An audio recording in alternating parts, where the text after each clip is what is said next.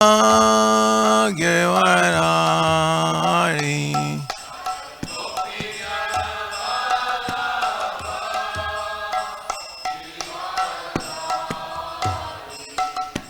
Gopi Janavallabha Girivaranari.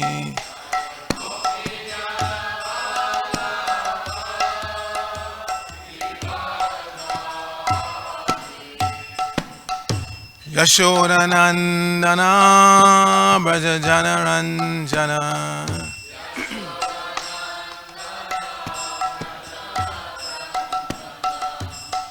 Yashodanandana Braja Janaranjana.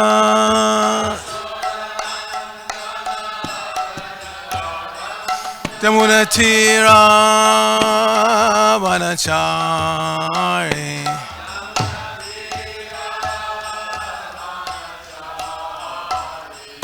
Jaya Rukmini Dwarkadish, Rukmini Dwarkadish, Rukmini Dwarkadish, Rukmini Dwarkadish.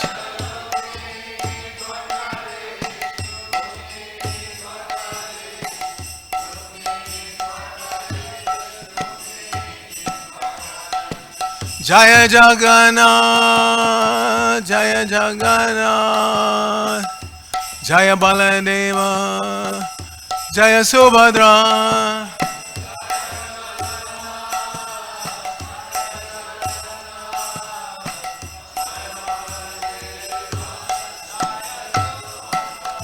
Jaya Gauranitai, Gauranitai, Gauranitai, Jaya Gauranitai.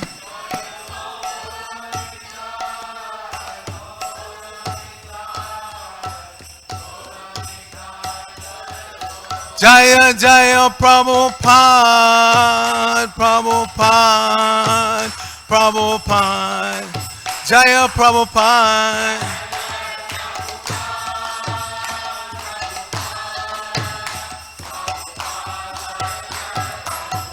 Jaya Jaya Prabhupada, Prabhupada, Prabhupada, Srila Prabhupada.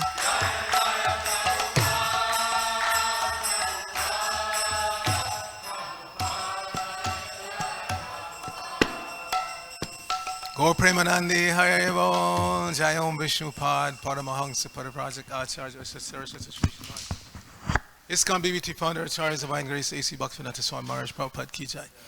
Nitya Lila Prabhupada Om Vishnupad is Divine Grace. Srila Bhakti Siddhanta Saraswati Thakur Prabhupada Ki Jai. Ananta Koti Vaishnava Ki Jai. Nam Acharya Srila Haridas Thakur Ki Jai. Prem Sakahosh Krishna Chaitanya Prabhu Nityananda. Shri Advaita Gadadhara Shivasadi Gaur Bhaktivinoda Ki Jai. Shri Shri Radha Krishna Gopa Gopanath Shama Kunda Radha Kunda Gira Govardhan Ki Jai. Shri Brajamohan Namadam Ki Jai. Shri Namadip Mayapur Dham Ki Jai. Shri Lachal Jagannath Puri Dham Ki Jai. Ganga Mai Ki Jai. Jamuna Mai Ki Jai. Bhakti Devi Ki Jai. Srimati Tulsi Maharani Ki Jai. The most beautiful lordship Shri Shri Rukmini Dwarkadish Ki Jai. Shri Shri Rukmini Dwarkanath Ki Jai. Shri Shri Jagannath Baladev Subhadra Ki Jai. Shri Shri Gauranitai Ki Jai. Samaveta Bhaktivinoda Ki Jai. Going back to home, back to Godhead Ki Jai. ISKCON Los Angeles Yatra Ki Jai. Brihad Madanga Transcendental Book Distribution Ki Jai. International Food for Life Transcendental Prasadam Distribution Ki Jai. Shri Harinam Sankirtan Ki Jai. Nittai Gaur Premanandi Hari Hari Bol. All glories to the Assembly devotees. All glories to the Assembly devotees. All glories to the Assembly devotees. All glories to Shri Shri Guru and Gauranga. Glory Srila Prabhupada.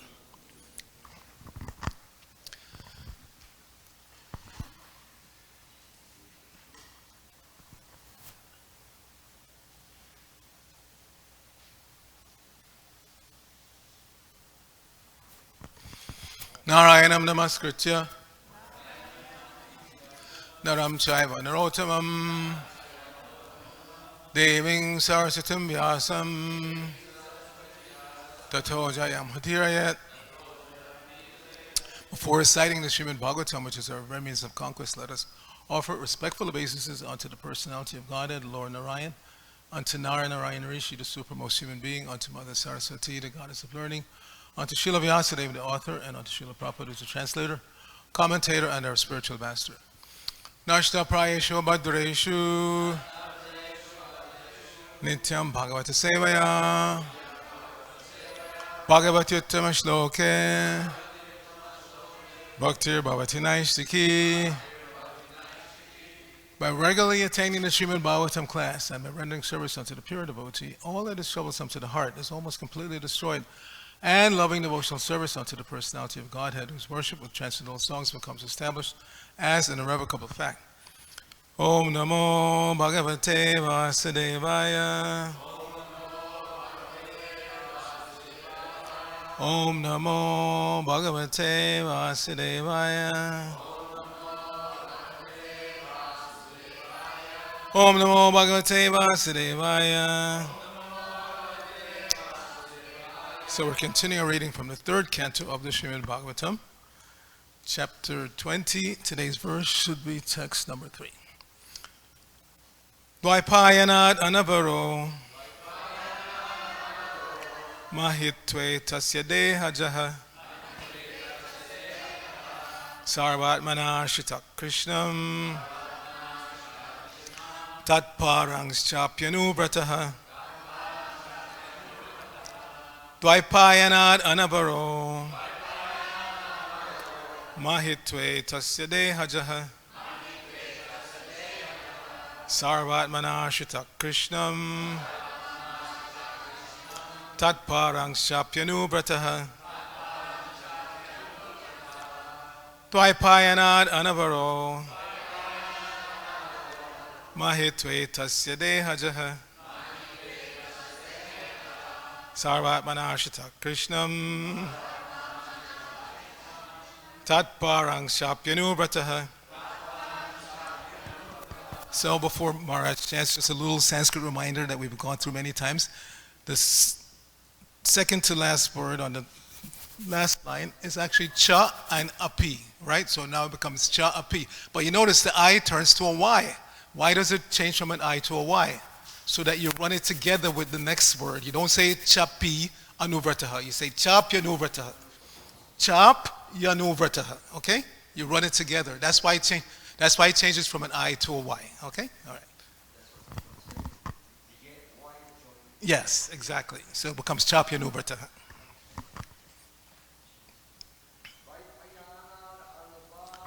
Dvaipayanat anavaro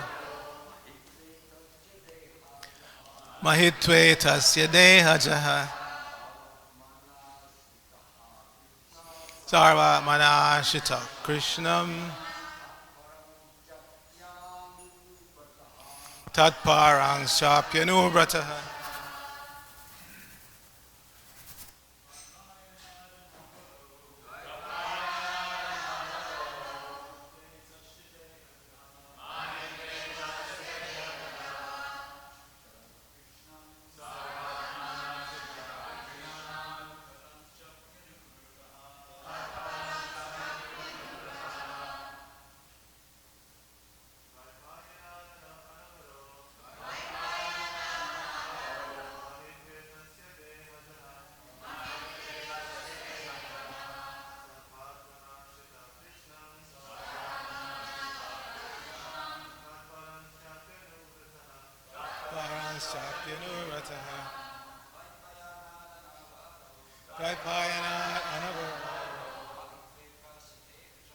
Mahitve tasya dehajaha Krishna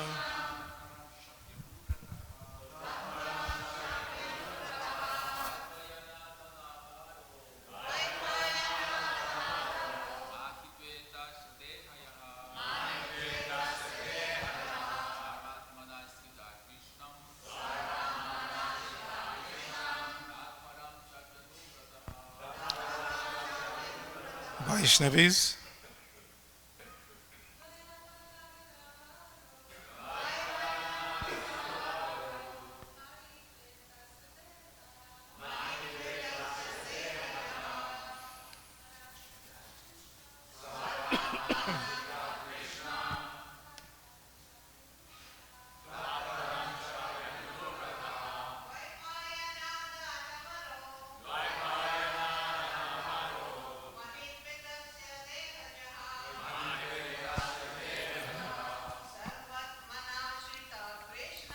Sarvatmana Shita Krishnam Tatparang Dvaipayanat Anavaro Mahitve Tasya Dehajaha Sarvatmana Shita Krishnam Tatparang Sapyanu Vrataha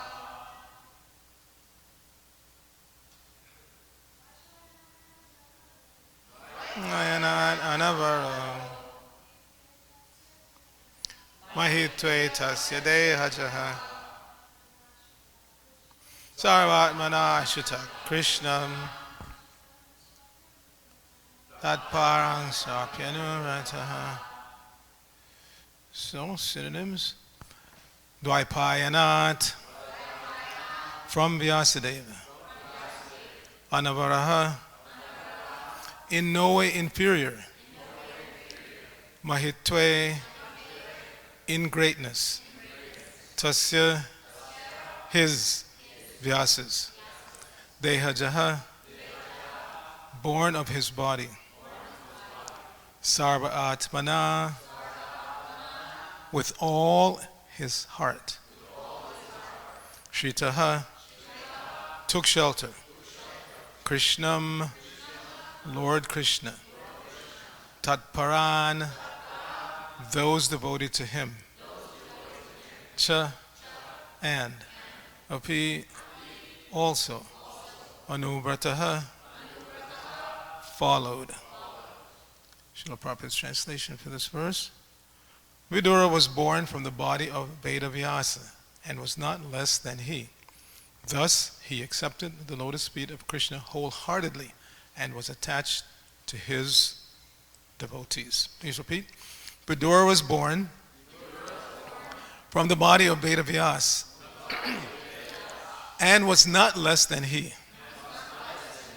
Thus, he accepted the lotus feet of Krishna wholeheartedly and was attached to his devotees. Srila Prabhupada's purport. The history of Vidura is that he was born of a Shudra mother, but his seminal father was Vyasadeva. Thus he was not less than Vyasadeva in any respect, since he was born of a great father who was supposed to be an incarnation of Narayana and who composed all the Vedic literatures. Vidura was also a great personality. He accepted Krishna as his worshipable Lord and followed his instructions wholeheartedly. Nama Om Vishnu Padaya Krishna Prishnaya Bhutale Srimate Bhaktivedanta Swaminiti Namine Namaste Saraswate Deve Gauravani Pacharine Nirvishesha Shunyavani Paschachadeshtarine Om Agyana Timarandasya Gyananjana Shalakaya Chakshur Unmilitam Jena Tasmai Shri Gurave Namaha Shri Chaitanya Mano Vishtang Shtapitang Jena Bhutale Swayam Rupa Kadamayam Dadati Swapadantikam Vandehang Shri Guru Shri Yutapada Kamalam Shri Gurun Vaishavangsha Shri Rupam Sagajatam Sahagana Raghunathan Vitam Tang Sajivam Sadvaitam Sabadutam Parijana Sahitam Krishna Chaitanya Devam Shri Radha Krishna Padan Sahagana Lalita Shri Vishakan Vitangsha Hey Krishna Karuna Sindhu Dina Bandho Jagatpate Gopesha Kopika Kanta Radha Kanta Namosate Tapta Kanchana Gaurangi Radhe Vrindavaneshwari Vrishabhanu Sute Devi Pranamami Haripriye Vancha Kalpatarubhya Shah Kripa Sindhu Mevacha Patitanang Patanyo Vaishnavebhyo Namo Namaha Jai Shri Krishna Chaitanya Prabhu Nityananda Shri Advaita Gadadhara Srivasadi Gaur Bhaktivinoda Hare Krishna Krishna Krishna Hare Hare Hare Rama Rama Rama Hare Hare. So this morning when Savas made the announcements and he mentioned that I was giving class, Bhagavad Kripa said, "You're giving class on a Thursday? Don't you always give class on Saturday?" So this is what happens when you take the responsibility of scheduling the classes. Sometimes it doesn't work out. I had Arjun Gopa penciled in for today, but his job gave him an early meeting assignment that he has to take part in from home. He is working from home mostly. So he informed me late last night, so I had to jump in. I can't. The only person in this community I feel confident calling at the last minute will be Brikapati, but he just gave class yesterday, so I figured, all right, I'll do it. Now, this morning's reading from the Bhagavatam was about Vyasadeva. Here with the first word in the verse is Dvaipayanat. Why Dvaipayanat? Vyasadeva's name, formal name is Krishna Dvaipayana Vyas. So Dvaipayana comes from the word Dvipa. Everybody knows the word Dvipa, like Navadvipa, 9 islands. So Dvipa's island. And because he was born on an island, he's known as Dvaipayana, one who took birth on an island. So there's a whole backstory. We could speak literally for hours about the backstory behind Vyasadeva's birth and Vidura's birth. We'll just mention a few points briefly. We have an expert in Mahabharata here in the community, His Holiness Amala Bhakta Maharaj. So if you really want to dive into it, you should sit down with him one day. I'm sure he'll be happy to fill your ears with hours and hours of Mahabharata. Hare Krishna. So anyway, it's mentioned in today's verse that Vidura was born of a Shudra. Now, how did that happen? Now, the whole story, like I said, is very, very deep. How far back to go? Well, let's start at the point where there was a king named Vasu, and he was out away from home, taking care of some royal business. He was wandering in a very enchanted forest, and he was meditating on his wife. And lo and behold, Mahabharata can be a little bit X-rated at times. He passed semen, but he said, my semina should not be fallible. So he put his semina in a leaf cup, and he summoned a hawk nearby, who he knew was a very swift flyer, and he told the hawk, take this to my palace and give it to my wife, Girika, she's at that time of the month when she can conceive. And the hawk gladly took the assignment. You can see, humans and animals can communicate directly. He gave him a direct assignment, the hawk agreed, took the leaf cup, and he took off. But because we're in the material world and everybody here is envious more or less, while this hawk was flying, another hawk saw him and he thought, that hawk's got a piece of me. I'm going to beat him up and take it from him. So he attacked the hawk carrying the leaf, and they fought viciously. The leaf cup fell into a river, the Yamuna River. And there was a fish there, a huge fish. Backstory behind that fish is that she had been an Apsara in the heavenly planets, but she committed some offense, and the Brahmana cursed her to take birth as a fish. Her name was Adrika. So the leaf cup falls into the river. Adrika, in the shape of the fish, consumes it and becomes pregnant. So several things are going on here that would blow modern scientists' mind. First of all, the concept of remote insemination of your wife. The husband was sending his semen home to impregnate the wife. They just discovered that a few decades back, artificial insemination, but hey, this is thousands and thousands of years ago, if not millions of years ago, this was happening. So that's one concept. The next concept is that one species can be impregnated by another. They think that's impossible, that a human being can impregnate a fish. They would never accept that. Oh, this is just stories. They think the whole Mahabharata is just stories, but we don't accept it like that. It's coming from Dvaipayanad, from Srila Vyasadeva. Prabhupada said, Vyasadeva was not so foolish that he sat down and just dreamt up some stories. No, he's giving us exactly the history. Mahabharata. Mahabharata means the history of Greater India, which means at one point this whole planet. Nowadays there's some movement to rename India Bharat. Some people are accepting it, liking it, others are not. They're saying, no, everybody knows this us as India already. Why complicate things now by changing the name? They've changed so many cities, right? Bombay back to Mumbai, and Calcutta back to Kolkata, and now they want to change the name of the whole country back to Bharat. But some people are not accepting that. Everybody knows this as India, let's keep it that way. Anyway, so the next point, again, about this insemination of a human inseminating a fish.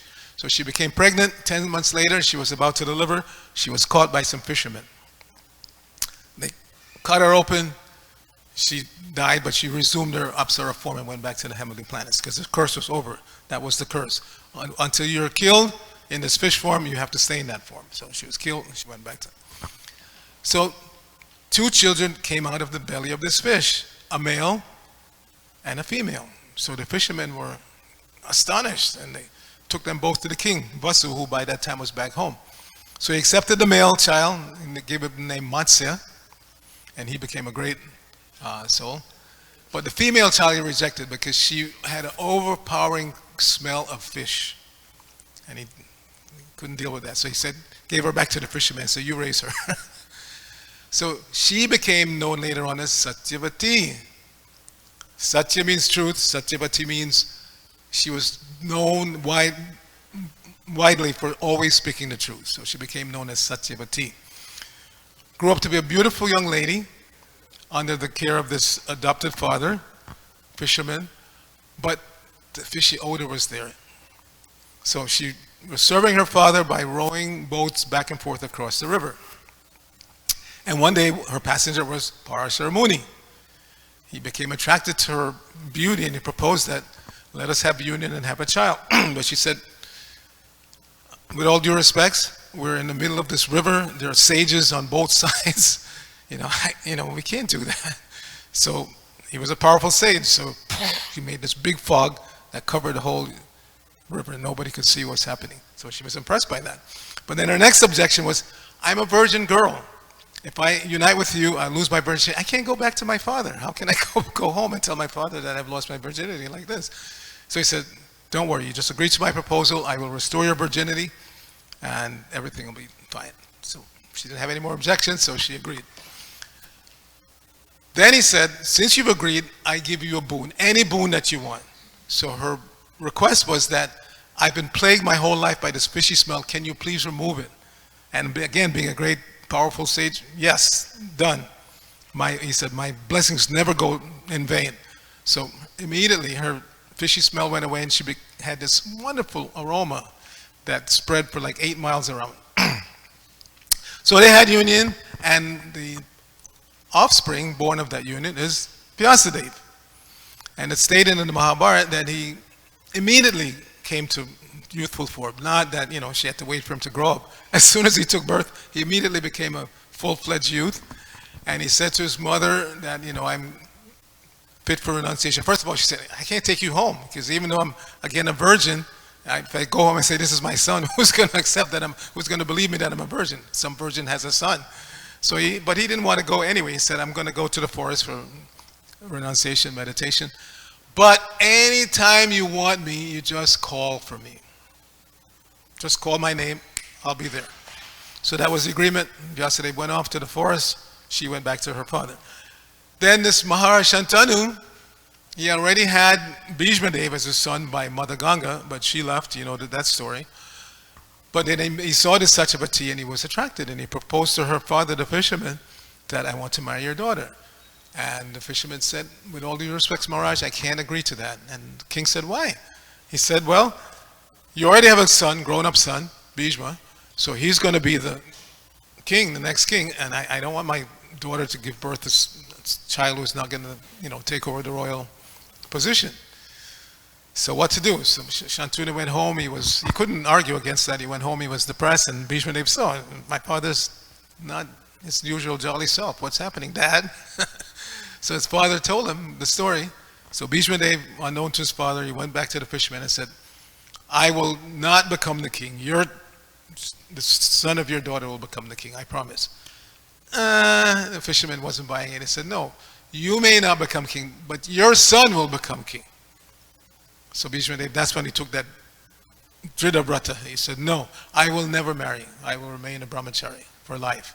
And that was such a powerful vow, because the demigods knew he's going to keep his word. So they showered flowers, they were bugling, they were astonished. Even the demigods can't make such promises, because they're very much into sense gratification. They're Sakkama devotees. So that's the story of how Vyasadeva appeared. Then later on, getting to the Vidura part, later on, Maharaj Shantanu, through Satyavati, he had 2 sons, Chitrangada and Vichitravirya. So Chitrangada got into a fight. Kshatriyas are naturally inclined to fight. He got into a fight with the Gandharva by the same name, Chitrangada. And the Gandharva defeated him, killed him. So now only Vichitravirya was left. But he had physical problems. It's stated that he had tuberculosis. Anyway, before that, Satyavati, she always wanted Bhishma Dev to have children, but of course he had taken his vows. So when this Vichitravirya,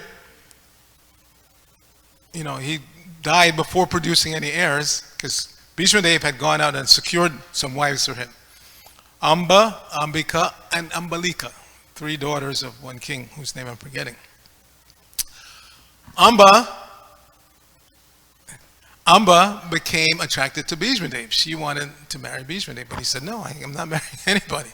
So she went and complained to his guru, Parshuram, and Parshuram ordered him to marry her. And he said, no.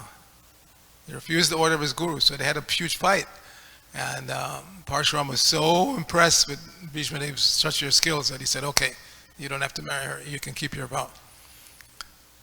So anyway, Vichitravirya passed away before producing any offspring. So Satyavati asked Bhishma Dev, you have to keep the royal line going, please. You have to impregnate your brothers, because in those days that could be done.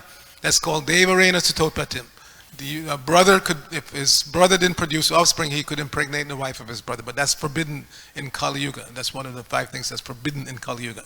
This Devarena Sutotpatim. So anyway, what to do? So then Satyavati remembered the promise that Vyasadeva made, that she could call him whenever she wanted. So she called Vyasadeva, he came, and he approached first Ambika, but she closed her eyes because, it's a sage coming out of the forest, dreadlocks, and maybe not, best appearance and all that. So she closed her eyes. She couldn't open her eyes while he was impregnating her. So her son was born as Dhritarashtra. That's why Dhritarashtra was born blind, because his mother Ambika closed her eyes. And then Ambalika, he approached Ambalika, because that everybody could see. This son is born blind, he can never become the king. That's just not possible. So she called Vyasadeva again, he approached Ambalika, and she didn't close her eyes, but she was the same reaction. There was this sage approaching her, and she blanched, she went pale during the act. So her son was born as Pandu. So Pandu was born with pale complexion because his mother did like that. So still Satyavati was not satisfied, because there's some obvious physical defect with the son. Let's try again. So Vyasadeva came the 3rd time, and this time the princess couldn't. She just said, I can't do it, I can't have him approach me. So she sent her maidservant, and the maidservant was impregnated, and that's how Vidura was born. So here it's mentioned that Vidura accepted Krishna as his worshipable Lord. So this is the point of today's verse. We must accept Krishna as our worshipable Lord. Does anybody have any objection? We're in the International Society for Krishna Consciousness, so we always have to be conscious of Krishna. But I always say it's actually a little more than that. It's the International Society for Krishna Conscious Culture. It's the culture. We've been handed a whole cultural package that we're supposed to accept. And that includes, again, the dress. It's not Prabhupada, it wasn't accidental. And Prabhupada was discussed this on many occasions. One person asked Prabhupada that, I want to become a devotee, but do I have to dress like them? And Prabhupada said, no, it's not absolutely essential, but this is a society for surrender to Krishna. And if you can't, from the very beginning, you don't want to do what the other devotees are doing, then where's the surrender? Where's the surrender? We have to always remember that. We're here to surrender to Krishna, not to establish our way of doing things and have people follow the way that we think. No. As again, the whole culture has been established. What to do, how to think, what to do, what not to do. So we plug into that culture. And a big part of that culture is respect. And this is why Vidura was upset, because Duryodhana was disrespecting Krishna. And as Prabhupada mentioned in the previous purport, devotees can't tolerate that. They cannot, they will for themselves, whatever. But they cannot tolerate somebody disrespecting Krishna or another devotee of Krishna. So this is the point. Vidura accepted Krishna wholeheartedly as his Lord and worshipped him, and therefore he's a great soul. That's what makes one a great soul. Not necessarily your scholarship or your experience in business or whatever. No. A great soul is a person who accepts Krishna as the Supreme Personality of Godhead and worships him wholeheartedly. And Krishna demands that. Manmana, Baba Mad Bhakto, Madhyaji Mam Namaskuru. Krishna demands that as the Supreme Person. Prabhupada said when he comes in that role as a Supreme Person, he demands. He doesn't ask. There's no negotiation. He demands. You think about me, worship me, offer your obeisance to me, like that. He demands. He's not negotiating. He's not asking. But because Prabhupada said people were so dull, conditioned souls, he had to come back as Lord Chaitanya. So this is actually the International Society for Krishna Conscious Culture as taught by Lord Chaitanya. Many times I mildly get on devotees' case because you go to many devotee household or homes and you see Radha Krishna everywhere, Radha Krishna, not one picture of Lord Chaitanya. Nowhere to be found. This is Lord Chaitanya's movement. Prabhupada said once that if you live far away, you can't come to the temple. You can establish a temple at home just by having a picture of the Panchatattva. Chant Hare Krishna in front of them, offer your food to them, bas. So yesterday, I posted a reminder on our Pujari WhatsApp group, because Prabhupada made a statement once. Somebody had written to him to ask about all of the devotees here in New Dwarka who were worshiping deities at home. And Prabhupada said, no, it's not necessary. The deities are here. He said, that's only necessary for those who live far away and they can't come to the temple. They can establish Gaur-Nitai deities at home. But for those who are living here in the community, come to the temple, worship the deities here, serve the deities here. You don't have to establish deities at home. It's not necessary. That was Prabhupada's statement, not my statement. So we're the International Society for Krishna Conscious Culture as given by Lord Chaitanya. And Lord Chaitanya stressed and showed example of giving respect to everybody. In the temple of Jagannath, when that woman climbed on his shoulder out of ignorance to see the deities, he didn't say, get up. No. The devotees wanted to grab her and take her off Lord Chaitanya's shoulder, but he stopped them. Respect. Respect. Ramachandra Puri, his spiritual master's god brother, he was criticizing devotees and up to and including Lord Chaitanya, but Lord Chaitanya accepted. He said he's like because he's the god brother of my guru, he's like my guru. So no objection. He showed at every step of the way how to give respect. Now for the new devotees, and here in this temple we don't recite Shikshastika every day. Many temples they do. But it's up to you to learn. Everybody must know Shikshastika and as far as possible recite it every day. Because this is how we imbibe Lord Chaitanya's culture. Glories to the Sankirtan movement. And he talks about Nam Namakari, about this power of the holy name. And then how to chant. Chinadapi Sunichena. Tarorapi Sahishanu. Amanena Manadena Kirtaniya Sadahari. If you want to chant purely, which is the goal, Shuddhanam, pure chanting of the holy names of Krishna, then you have to follow this. You have to become as humble as a blade of grass. Straw in the street. Prabhupada said, when the straw is lying on the street, everybody tramples on it, even the animals, the straw does not complain. Chinanapi Sunishan, Tarapi Suhishana, and as tolerant as a tree. A tree, Prabhupada again gives the example. They're so tolerant, they're standing outside in all kinds of weather. They don't ask for anybody for anything. Bring me a winter coat, it's cold. Bring me a cup of water, I haven't had any rain for a long while. They don't ask for anything, they just stand there, so tolerant. And in spite of that, in spite of not bothering anybody, everybody bothers them. Come, takes their leaves, cut off the branch, chop them down eventually. No protests. That's how tolerant a devotee should be. Now, we can't imitate that. We can't be artificial.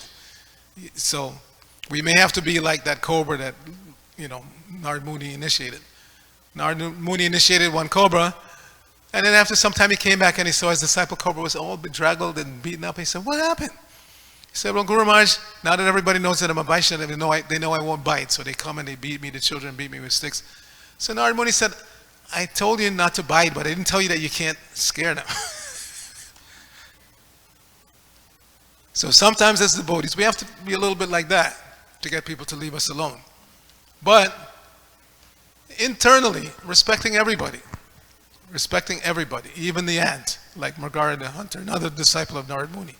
So this is a culture of respect, but in order to do that, you really have to chant seriously, because the natural tendency in Kali Yuga, as I've said many times, is to escalate, not to give respect. Somebody steps on your toe, you slap them. Somebody slaps you in return, you punch them. They punch you in return, you stab them, and like that just keeps escalating. And that's why there's so many wars and hotspots around the world, because everybody's in that escalatory mood. You've done something, not only in that you did something, no, you didn't do. Your forefathers did something to my forefathers, so therefore I hate you and I'm going to kill you. That's how hot-headed people are nowadays. So as devotees, we are meant to set the example of Krishna conscious culture as given by Lord Chaitanya by showing this public how to be tolerant. How to be tolerant. And as you can only do that genuinely if you're actually absorbed in Krishna consciousness, absorbed in chanting Hare Krishna. Then you're not affected by every little thing that happens. As Krishna says, you're not affected by heat and cold, happiness and distress. This is the real platform of sadhu existence. It's not a show that we go out dressed like sadhus wearing tilak, but then somebody says something to us, hey, go get a job, and I want to fight the guy. No, not like that. Not like that. We say, yes, I have a job. I would recommend that you try this job also. The pay is very good. Retirement plan is very good. It's all good. You want to try it out? Like that. We don't get upset when people, but if somebody attacks another devotee, especially the Matajis in our community, you should be ready to, like fire. That's why when we go out on Harinam, I always ask the ladies to go in front so we can keep an eye on them, because if you put the ladies in the back, then people naturally want to harass them. So it's a culture of respect, but respect, like everything else, begins at home. Like they say, charity begins at home. If you're not charitably disposed towards yourself, then your charity towards others is bogus. So same thing, if you don't respect yourself, then you can't really respect others. But in order to respect yourself, you have to know who you are. So it's the whole, everything is there. Lord Chaitanya gave step-by-step instructions to Rupa Goswami, Sanatana Goswami. If you read those in the TLC, Teachings of Lord Chaitanya, or in the Chaitanya Charitamrita, systematic. This is Sambandha again, systematic. Who is Krishna? Who are you? What is your relationship? How to revive the relationship? That's the process of Krishna consciousness. And what is the goal? What is the goal? Appreciating Krishna, loving Krishna. That is the goal. So if we follow this culture given by Lord Chaitanya, coming through Srila Prabhupada, we do things the way Prabhupada wants us to do it, not coming up, dreaming up some other way of doing things, not creating rival movements to Srila Prabhupada's movement. This is going on. Prabhupada established a GBC, but I think I'm so advanced I can't follow the GBC. All I see is problems. So it happens. People break away from ISKCON. They form their own movement. So instead of having a GBC, you have one boss.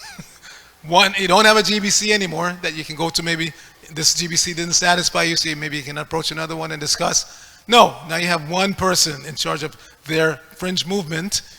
And inevitably, because it's Kali Yuga, problems arise. We've seen big ones like New Vrindavan, but there have been not so many others. They break away from ISKCON, they're following one Guru Maharaj, and that Guru Maharaj falls down or has some big deviation, and then now a whole branch has gone rotten. So Prabhupada established this movement and he said, please try to cooperate. This is our biggest austerity in Kali Yuga, to cooperate with each other. Because our minds are always telling us, nah, this guy's not perfect, he's not pure, why should I follow him? But I'm not perfect either. So collectively, we can carry on. We see, you have to admit, there has been some potency left behind. Prabhupada's movement has expanded since he left. So, yes, it may not be perfect, the GBC members may not be perfect as individuals, temple presidents may not be perfect, but as long as they're committed to carrying on Srila Prabhupada's movement, following his instructions to the best of their ability, then we stay with that. Otherwise, again, what is your alternative? You branch off with somebody, and that somebody leads you down a path, and all kinds of legal problems or personal problems, or even after decades, we've seen it. After decades, people stressing this person, but no, that person, and people follow that person. A whole part of South America was following one person, and then,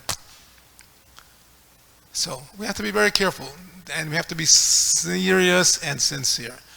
Seriously take shelter of Srila Prabhupada, And Chaitya Guru, Krishna, will instruct us. And how do we know? Because the internal instructions match the external instructions that Prabhupada has given in his books. So in today's verse, he's stressing Vidura's wholehearted worship of Krishna and Krishna's devotees. Jai. Grantaraj Srimad Bhagavatam ki jai. Srila Prabhupada ki jai. Gaur Bhakta Vrinda.